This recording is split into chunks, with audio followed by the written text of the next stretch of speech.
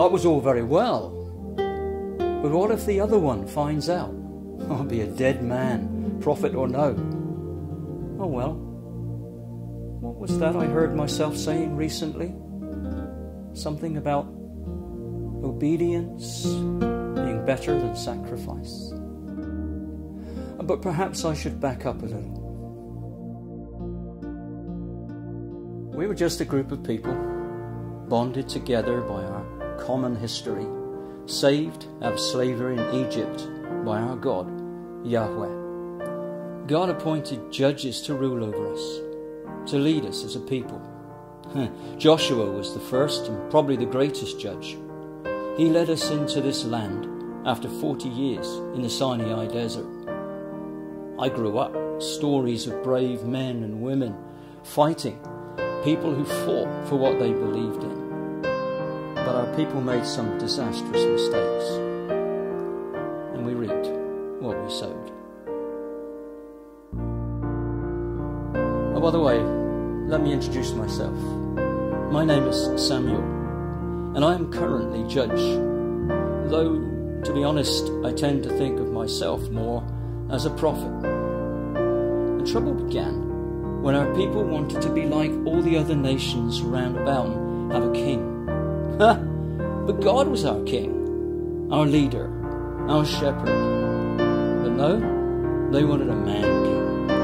They wanted Saul to be their king. And God let them have their way.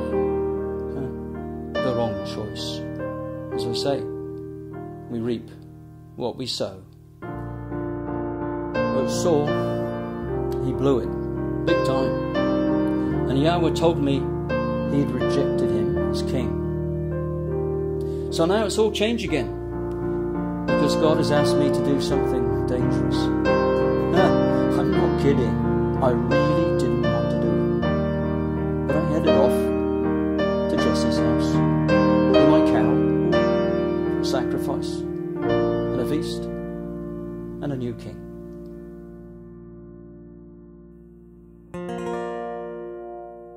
So there I am, the house of Jesse.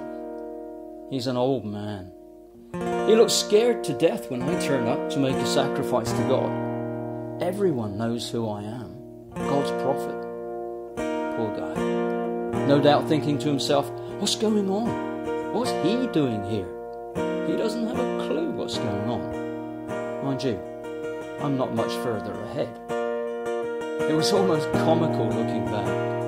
Jesse knew that something significant was about to happen. I told him to bring his whole family and come with me to make the sacrifice. I was going to bless his sons.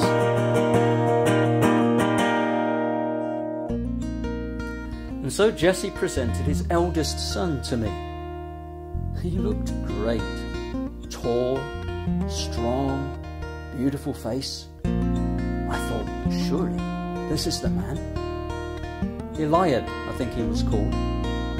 So I reached for my oil to anoint him.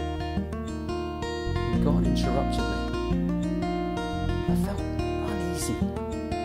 This just didn't seem right. So I stopped what I was doing.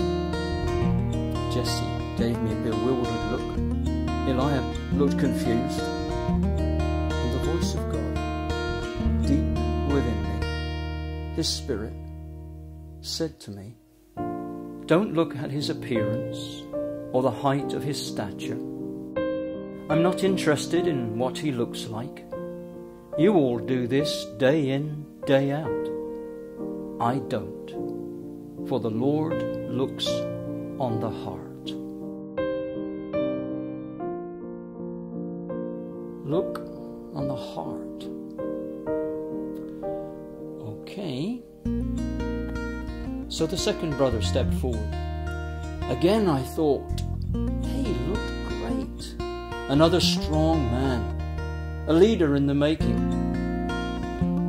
But the trouble was, I couldn't see his heart. Jesse looked at me. I said, no. I didn't anoint him. Mind you, I was beginning to doubt myself by this stage.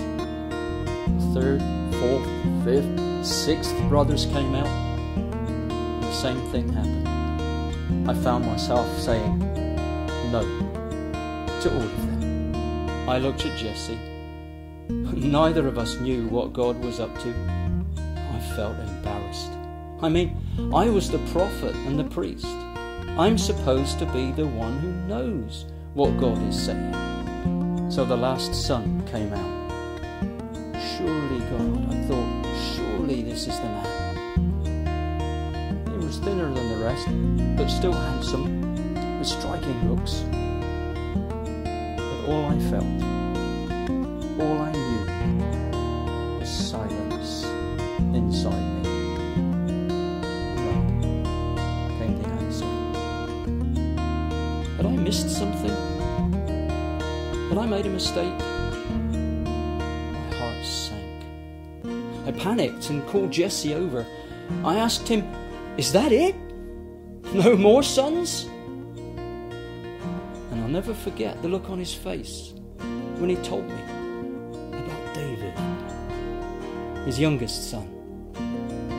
The embarrassment that had been mine was now his.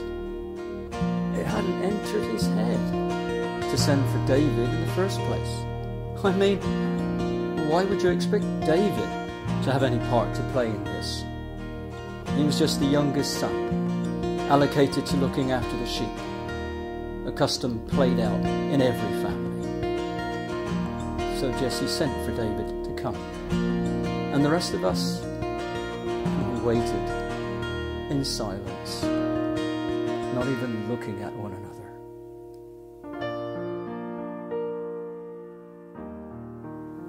I felt sick with anxiety. What if the answer was no again? How would I explain all this away to Jesse? At last, David arrived. He was young, very much the last son. He had the ruddy complexion of the outdoors and a good physique for his age, but nothing outstanding. When David came to me, he looked straight at me with such confidence and such boldness. I'll never forget that look, nor the relief inside me when I knew that this boy was God's choice. The answer was yes, yes, yes. This is the one. Yahweh said, "Get up and anoint him." And as I anointed him, we looked at each other and knew that something significant was happening. Without a word, without a fanfare, without a great assembly, just his family and the village elders, the responsibility for leading God's children would rest from that day on squarely and firmly on the shoulders of David. I was kingmaker that day. He still had a lot of growing up to do. I knew that. But here was a man seemingly come from nowhere. Ordinary appearance, disregarded as far as status and position are concerned, somehow not even considered worthy to be invited to the party, but ending up as the honored guest, the leader, the future king.